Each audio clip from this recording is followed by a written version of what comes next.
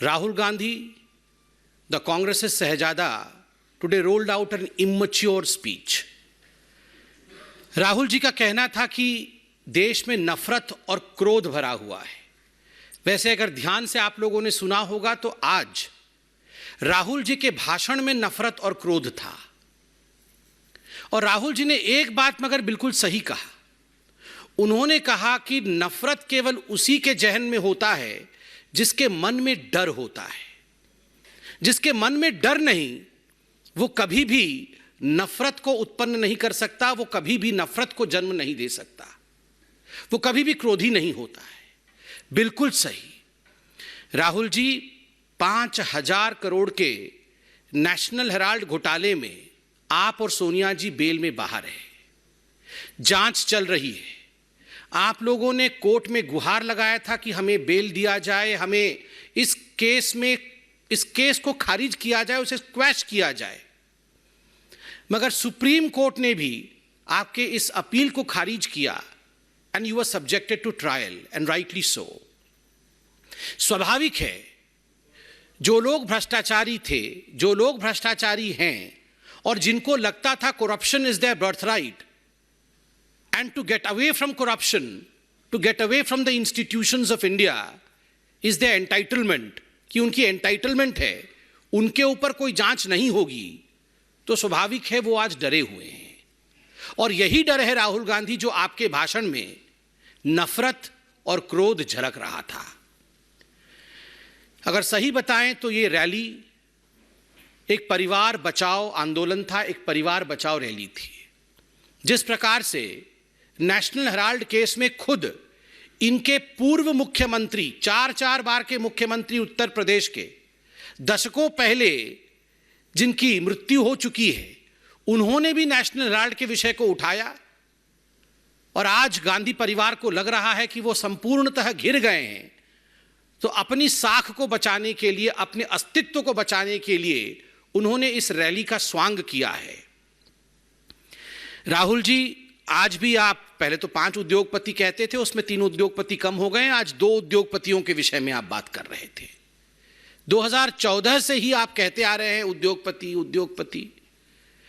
राहुल जी, जहां तक आपका यह स्टेटमेंट है कि यह देश 2 उद्योगपतियों का है, बड़े स्पष्ट रूप से हम कहना चाहेंगे कि आपकी पार्टी केवल परिवार के 2 सदस्यों की पार्टी है।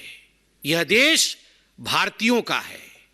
आपकी पार्टी सबकी नहीं है, आपकी पार्टी तमाम कांग्रेसियों की नहीं है।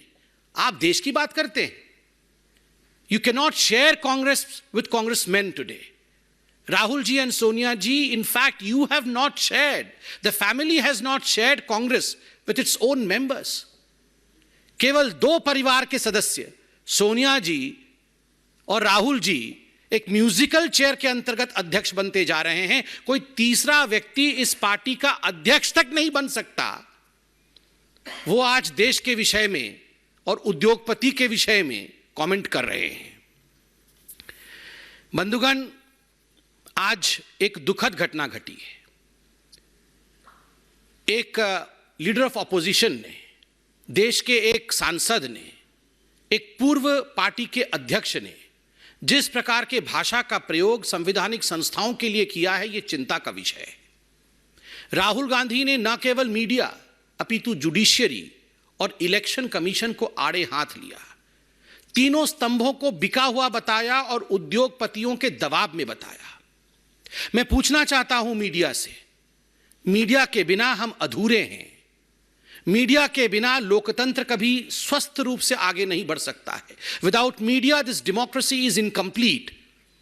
Democracy can never move ahead if you do not support media and the media does not support us. Astonishingly, the language that Mr. Rahul Gandhi used for media today was abysmally low. जिस प्रकार से media को generalise term में सबको बिका हुआ बताया गया, मुझे लगता है आज मीडिया को भी सोचना पड़ेगा कि आखिरकार वो राहुल गांधी से सवाल कब करेंगे। और सुप्रीम कोर्ट से भी आज हम, from this high table of Bharatiya Janata Party, we would like to appeal, Your Lordship, this is contempt of court. जब इंडियन जुडिशियरी को राहुल गांधी भरे मंच पे खड़े होकर रामलीला मैदान में, जिसका प्रसारण समस्त भारत में हो रहा हो, जब जुडिशियरी को राहुल गांधी बिका हुआ, दबाव में काम करता हुआ बताते हैं, तो कहीं ना कहीं the attack is directly on the constitution of India. यह भारत के संविधान के ऊपर हमला है, यह जुडिशियरी की इंडिपेंडेंस के ऊपर हमला है।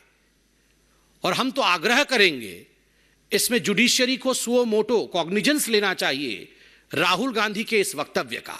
और ये कोई पहली बार कांग्रेस पार्टी के नेता इस भाषा का प्रयोग जुडिशियरी के लिए नहीं कर रहे हैं। आज विश्व में अगर सबसे कायदे से काम करने वाली, सबसे सशक्त जुडिशियरी किसी की है, सबसे इंडिपेंडेंट जुडिशियरी किसी की है, तो वो हिंदुस्तान की है। आज विश्व में अगर इलेक्शन कमीशन ने कीर्तिमान स्थापित किया है, इतने बड़े देश में जहां हर समय चुनाव होते रहते हैं, परिपक्वता के साथ नॉन बायस तरीके से अगर चुनाव लड़वाने का काम किसी ने किया है तो हिंदुस्तान के इलेक्शन कमीशन ने किया है। ये वह कांग्रेस पार्टी है जो बार बार इलेक्शन कमीशन को धता बताती है, नाच न जाने आंगन टेढ़ा। खुद इलेक्शन लड़ नहीं सकते हैं और इलेक्शन कमीशन को बिका हुआ बताते हैं, उद्योगपतियों के दबाव में काम करने वाले बताते हैं। यह बहुत ही चिंता का विषय है और मुझे लगता है प्रत्येक हिंदुस्तानी को इसका संज्ञान लेना चाहिए। जुडिशियरी, इलेक्शन कमीशन, मीडिया को बिका बताने वाला नेता कभी भी सही मायने में नेता नहीं हो सकता। और जहां तक जांच एजेंसियों का सवाल है, भ्रष्टाचारियों को डरना चाहिए। जिन लोगों ने देश के करोड़ों रुपए का गबन किया, जो लोग आज बेल पे बाहर हैं, कांग्रेस के दर्जनों नेता आज बेल पे बाहर है because of the humongous corruption that they have committed. और स्वाभाविक है, भ्रष्टाचार किया है तो जांच होगी। इसलिए यह बताना कि एजेंसीज उद्योगपतियों के लिए काम कर रहे हैं, कहीं ना कहीं आपके अंदर के गिल्ट भाव को, आपके अंदर के ग्लानि भाव को दर्शाता है। राहुल जी, आपने कहा कि हिंदुस्तान की जो हालत है वो खराब है। राहुल जी, हिंदुस्तान की हालत आज क्या है शायद आप नहीं जानते हैं, मगर हम आपके नॉलेज को दुरुस्त करते हैं। Let me enlighten you as to what is the condition of India today. Only a couple of days ago, we got the good news that while India was celebrating Azadi Ka Amrit Mahotsav and while we were celebrating 75 years of our independence, India surpassed United Kingdom economically. Today, we are the 5th largest economy of the world. आज हम विश्व के 5वें सबसे बड़े आर्थिक स्तंभ हैं, आर्थिक जगत है। हमने ब्रिटेन को भी परास्त किया है। आज ब्रिटेन 6ठे नंबर पे है तो भारतवर्ष आज 5वें नंबर पे है। याद करिए राहुल जी, आपके समय एक ऐसा वक्त आया था जब भारत फ्रजाइल 5 इकोनॉमी में काउंट होती थी। We were the fragile 5 economy under doctor Manmohan Singh and Sonia Gandhi.